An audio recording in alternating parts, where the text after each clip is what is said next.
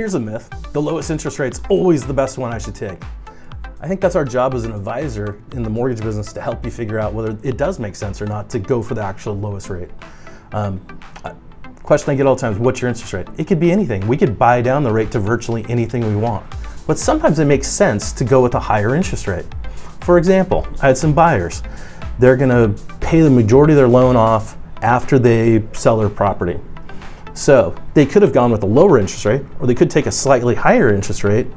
And since the lender credit's based off the loan amount, basically got all their closing costs paid for by the lender credit.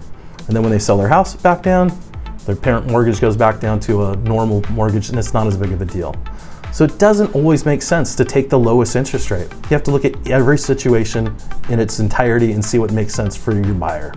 All right, bye.